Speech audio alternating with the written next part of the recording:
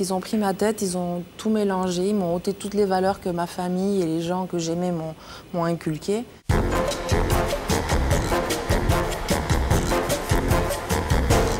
Pas trop intimidé, ça va? Un petit peu quand même. Ouais, ça va, enfin après ce qui vous est arrivé, de toute façon, ce ne sera jamais pire. Hein. Non, jamais. Voilà, Jamais. ce qu'il faut vous dire maintenant. Ouais.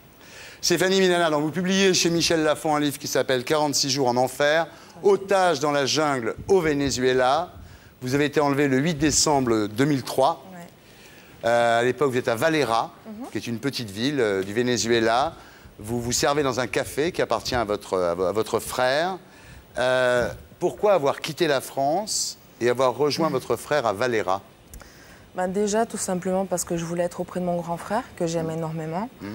Et parce que je suis née au Chili, j'ai grandi vraiment dans la culture sud-américaine. Donc je souhaitais repartir là-bas pour me ressourcer un petit peu. J'estimais qu'à l'âge de 25 ans, c'était un tournant dans ma vie. Je voulais reconstruire quelque chose de différent dans une culture, au sein d'une culture qui vraiment me convenait beaucoup. Donc je suis partie là-bas et tenter ma chance. Mais quand vous arrivez là-bas, vous êtes un petit peu déçu par les retrouvailles avec votre frère parce que vous dites, il a quand même pris cet état d'esprit sud-américain très machiste. Hein. Ah oui. Il était encore plus macho que le plus macho des Colombiens ou des Vénézuéliens. C'était atroce, quoi. Donc là, il y a un petit souci. Ouais, souci de communication, il ne supporte pas la femme moderne, indépendante. Et puis voilà, puis en plus les collaborateurs de votre frère sont jaloux de vous parce qu'ils ont peur que vous leur piquiez leur place. Hein, ça, et aussi parce qu'ils se rendaient compte que je savais très bien qu'ils volaient mon frère ouvertement, donc je n'étais pas d'accord. Alors là, des rumeurs commencent à circuler sur vous, dans cette petite ville. On dit en fait elle est venue au Venezuela parce qu'en France elle était pute dans un bordel. Donc elle est venue ici pour se refaire une santé. Et puis il y a vos piercings, c'est vrai que vous avez des piercings aux oreilles. À la langue. Oui, là je l'ai enlevé pour le coup ce soir. Au nombril. Oui. Le nez, vous ne l'avez pas mis ce soir? Si, je l'ai. Vous êtes piercé de partout, quoi. Enfin, partout. Ouais, enfin bon. Mais ça, bon, c'est évidemment, là-bas, ça surprend les gens dans cette petite ville du Venezuela. Ils ont pas l'habitude. Ils ont encore peur du tétanos, là-bas. Et puis, vous avez un tatouage sur le dos? J'en ai deux. Des anges qui font l'amour sur un nuage? Non, ils font pas l'amour, ils s'embrassent. C'est pas la même chose. Non, c'est pas la même chose. Vous fumez? Des cigarettes? Des pétards? Non. Bon. Ah. Je suis pas là pour parler de ça, je suis pas là pour parler de ça. Ah bon? Non. C'est qu'ici on dit tout, hein? Oui, mais non, ça m'est arrivé, oui, mais ça me plaît pas outre mesure, non. C'est pas ça. Buvez de la bière? Oui, pas mal, Et alors, votre seul ami, finalement, dans cette petite ville, c'est un dénommé Billy, votre grand copain. De 17 Et vous découvrirez ans, évidemment que c'est lui qui vous vend au ravisseur. Voilà, ça c'est bien. Il y a une morale dans l'affaire, c'est qu'il n'y en a pas. Voilà. Hein. Le 8 décembre 2003, le soir de l'enlèvement, vous trouvez qu'il est un peu bizarre, le Billy? C'était la première fois où il ne me regardait plus dans les yeux. Et tout au long de la soirée, il me disait « Mais viens, on rentre, viens, on rentre ». Je ne voyais pas du tout pourquoi il était pressé, étant donné qu'il y avait des clients que je devais servir. Il était super pressé, on bouge, on rentre, mais qu'est-ce que tu fais? Moi, je disais « Attends, mais je suis là pour bosser, je ne suis pas là pour te faire plaisir à toi. Je partirai quand le dernier client sera parti. » Voilà, et en sortant du café ce soir-là, vous êtes enlevé. Vous êtes emmené où à ce moment-là? Pour vous dire exactement, je ne sais pas. J'ai roulé à peu près 2 heures. Et on m'a emmené, j'ai senti que c'était un sentier avec plein de cailloux parce que les cailloux claquaient sur la voiture, sur la carrosserie de la voiture. Ça montait, donc je me suis douté que c'était dans la montagne ou quelque chose comme ça. J'ai rien vu parce qu'évidemment, il m'avait mis ma chemise en jean autour du visage, plus une poche en plastique, donc je ne savais pas du tout où j'étais. Et on m'a sorti de la voiture et il y a une odeur particulière quand on arrive dans la forêt vierge. C'est une odeur un peu humide, un peu, avec des odeurs assez prenante, assez violente, et des chiens qui aboyaient tout autour de moi, donc je savais que j'étais plus du tout en vie. Alors là, à partir de là, les ravisseurs vous montrent très souvent votre tombe. Oui, quasiment tous les 2 jours. C'était un rituel pour eux afin de garder vraiment un contrôle sur l'otage, ce qui est primordial pour eux. Pas de rébellion. Malgré ça, vous sentez une certaine empathie pour eux. Vous vous sentez presque plus proche de vos ravisseurs que des riches de Valera. Tout à fait. C'est le syndrome de Stockholm. Ça s'est développé très rapidement parce que déjà, dès le départ, j'ai toujours été quelqu'un d'absolument pas matérialiste. Pour moi, c'est superficiel, l'argent, tout ça, ça compte pas. Ah, tu vois. Et donc, voilà, donc je comprenais pourquoi ils pouvaient faire ça, parce que dans un pays où la société est bipolarisée, les très riches et les très pauvres, c'est évident que quand t'es père de famille, t'as ton gosse qui crève de faim, qui est malade, tu sais pas comment lui donner à manger, tu ne sais pas comment le soigner, tu cherches une solution même extrême pour venir à bout de cette situation-là. Et je me suis trouvée au mauvais moment, au mauvais endroit. Vous comprenez vos ravisseurs? Je les comprends. Je ne le conçois pas, enfin, je ne le... Comment dire, je ne l'accepte pas en tant que tel, mais je peux comprendre leur acte. Ouais. Alors, il y a un côté dans votre livre qui est assez étonnant, je trouve, c'est le côté burlesque. C'est-à-dire qu'il y a un côté un peu, tu sais, dans les films italiens des années 50, tu vois, le voleur de bicyclette ou les choses comme ça, ou le pigeon. C'est-à-dire que, par exemple, un jour, vous découvrez que vous avez été enlevé par erreur. Ouais. C'est une autre fille qui aurait dû être enlevée, c'est vous qui avez été enlevé. Donc oui, au bout du 4e jour. Voilà, c'est absurde, c'est presque drôle parfois, parce que c'est complètement absurde. On se rend compte que, bon, c'est vous, ça aurait pu être une autre. Et voilà. Et alors là, ce qui est extraordinaire, c'est que vous avez de l'empathie pour vos ravisseurs, mais vous devenez l'idole des ravisseurs. Ouais. C'est-à-dire que vous devenez, non pas leur chef, bien entendu, mais leur icône, d'une certaine façon. Oui, parce qu'ils s'attendaient certainement à voir une petite pain-bêche sud-américaine, totalement superficielle, omnibulée par son image, sa coiffure, alors que moi, sincèrement, c'est pas quelque chose qui me préoccupe outre mesure au quotidien. Et ils ont vu que je parlais comme eux, j'avais déjà la même culture qu'eux, donc forcément, ça rapproche quelque part. Et je leur parlais comme eux, et j'ai commencé à dire les mêmes conneries qu'eux, finalement. Et alors, ce qui est très bizarre, c'est qu'un jour, ils vous disent, s'il faut te tuer, on n'y arrivera pas.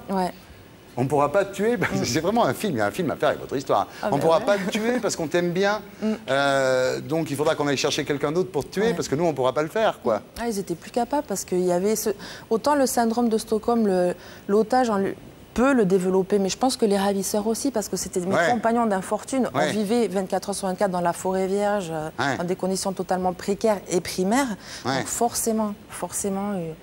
Ça crée des liens. Ah oui. C'est extraordinaire. Alors, il y a un négociateur, vous appelez le Colombien, qui commence à essayer de gérer la remise de rançon. Il prend du pognon et il se casse avec. Ça aussi, c'est très burlesque. Le mec se casse avec le pognon de la rançon. Il va au soleil, il va aller au Brésil, dépenser le pognon de la rançon. C'est absolument extraordinaire. Et alors là, le groupe de ravisseurs vous dit, il faut que tu nous dises, parce qu'ils n'y arrivent plus, les mecs. Donc ils disent, il faut que tu nous expliques comment faire, combien on peut demander, à qui on peut demander. Les mecs sont complètement perdus. Donc c'est vous qui devenez un peu le propre moteur de votre demande de rançon. Ils disent comment on peut faire pour rentrer en contact avec tes parents, dis-nous, quelle somme on peut demander. Alors moi déjà, c'était une monnaie que je ne manipulais pas depuis très très longtemps, donc forcément on me demande... Quelle somme? J'en sais rien. Moi, évidemment, j'étais en train d'inventer des super plans. C'est un côté comique, oui, évidemment. Il faut le prendre comme ça aussi. Mais je ne savais pas, moi, combien de demander à mes parents. La police locale, évidemment, elle prend du temps. Et un jour, on s'aperçoit qu'effectivement, vos parents payent les policiers tous les jours. Les mecs, ils ont intérêt à ce que ça dure longtemps. Donc, ils n'ont pas intérêt à vous retrouver. C'est ce qu'ils ont fait. Voilà, donc c'est une situation absolument abracadabrante. Enfin, finalement, vous êtes libérés, puisqu'il y en a un qui conduit les policiers jusqu'à la cache où vous êtes.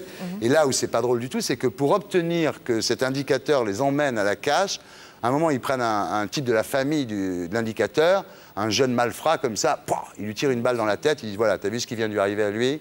Donc, parce qu'en plus, c'est ultra violent. C'est-à-dire que tout ça est à la fois burlesque et ultra violent. Donc, il lui tire une balle dans la tête, l'autre se dit oulala, et il les emmène donc jusqu'à la cache où les ravisseurs vous détiennent. C'est comme ça que vous êtes libérés. Vous dites d'ailleurs 10 morts jalonnent mon histoire. Oui, parce qu'il y a eu tout un tas de fausses pistes que les policiers locaux ont suivies et le policier français qui était là, en l'occurrence, pour me sauver.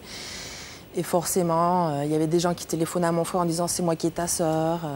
Donc, ils retrouvaient par écoute téléphonique l'endroit du coup de téléphone. Donc, tout le monde se rendait là-bas, ils trouvaient le gars, mais qu'est-ce qu'il faisait? Plaque. Voilà. Donc, voilà. Alors, bon, aujourd'hui, vous êtes là, mais vous pensez souvent à l'un des ravisseurs qui est devenu votre ami. Vous pensez souvent à lui. Vous avez toujours gardé le... C'est toujours là, non? Ah, vous avez toujours... en souvenir du ravisseur, quoi. En souvenir de lui, puis c'est une tranche de ma vie que pour l'instant je n'ai pas encore surmonté à 100%, donc je le garde. Ça tombera tout seul le jour où... Alors vous souffrez, comme Laurent l'a dit, du syndrome de Stockholm, ça c'est clair. Alors vous dites je fais semblant d'aller bien, mais à l'intérieur tout est ravagé. Ah oui? Oui, parce qu'ils ont pris ma tête, ils ont tout mélangé, ils m'ont ôté toutes les valeurs que ma famille et les gens que j'aimais m'ont inculquées. Donc à partir de là, je ne sais plus où sont les limites du bien, du mal. Donc je peux partir dans tous les extrêmes possibles. Et je suis en pleine reconstruction grâce à l'amour de ma famille, de mes amis, de mon psy. Vous dites, je me déteste de ne pas détester mes ravisseurs. Oui, parce que, évidemment, lorsque j'en parle avec des gens étrangers à ma vie, à ma situation, ils me disent, mais je ne comprends pas comment tu ne peux pas les haïr. Ben, je dis, ben, je peux pas, parce que c'était quand même eux qui me nourrissaient. Voilà, alors c'est très important. C'est-à-dire que vous dites que vous avez eu un comportement animal quand vous étiez dans la jungle. C'est-à-dire que la main qui vous nourrissait, même si c'était celle des ravisseurs, vous ne pouviez pas la mordre. Et pourtant, c'est des enfoirés, ils vous ont traité comme de la merde. Mais malgré tout, vous n'arrivez pas à détester ces gens qui vous ont nourri dans cette situation. Non, on ne peut pas, parce que c'est la seule famille qui me restait. Je savais pertinemment que j'en sortirais jamais vivante. Donc, je pouvais pas me retourner contre eux. Bien Alors, que je calculais, hein, pourtant j'observais leur façon d'être, tout leur comportement, afin de pouvoir trouver un moyen de m'échapper tôt ou tard. J'avais prévu, j'avais tout un plan échafaudé, un plan totalement ridicule, mais je l'avais échafaudé, mais je ne pouvais pas me retourner contre eux directement. Alors ce qui est terrible, l'épilogue de l'affaire, c'est qu'en arrivant en France, vous allez voir un psy, et vous découvrez que ce psy fait ce qu'ils n'ont pas le droit de faire, d'ailleurs, c'est il vous enregistre, et vous dites, il est en train, lui aussi, de m'utiliser financièrement. Ouais. À nouveau, j'étais devenue une valeur marchande. Ouais. Donc là, c'est le cauchemar, c'est sans fin, quoi. C'est Vous êtes constamment victime, en fait. ouais, constamment victime, constamment utilisé pour des raisons financières, voilà. C'est une histoire extraordinaire. Moi, je dis, ça fera un film, J'espère. un film génial. La proposition reste ouverte. Ouais. T'en penses quoi? J'ai un titre déjà, moi. C'est vrai? Club Sandwich. Ça n'a pas forcément un rapport, mais... Qu'est-ce que t'en penses? C'est marrant, non? Bah, c'est l'Amérique latine, c'est l'incroyable mélange de la légèreté, de l'ironie, du burlesque et de la tragédie en permanence, et surtout de la violence. L'Amérique latine est une terre violente. Vous avez été victime au Venezuela, en Colombie, au Brésil, les enlèvements sont quotidiens. Mais elle le dit Brésil, dans son on se fait bouquin, il y enlever, avait 2000 voilà. personnes enlevées à l'époque où vous avez été enlevé, oui. Vous avez vécu beaucoup en Amérique latine. Tombé, dis donc. Est-ce que vous avez vu ces animaux qui ont un bec de canard, comme ça, vous savez, ces animaux qui sont... Ah non, je les ai pas vus. Comment ça s'appelle? Ça habite pas là du tout, hein. Ça vit en Tasmanie. Il y avait des ornithorynques. Non, je sais Voilà. pas. Je sais pas. Je sentais qu'il y en avait. Non, je les ai pas vus. non. Vous n'avez pas vu, putain. Voilà, ça s'appelle 46 jours en enfer, Stéphanie Mignana, hein, et c'est publié chez Michel Lafon. Et pour être sûr de ne rien rater de Inarditube, abonnez-vous et mettez un pouce bleu.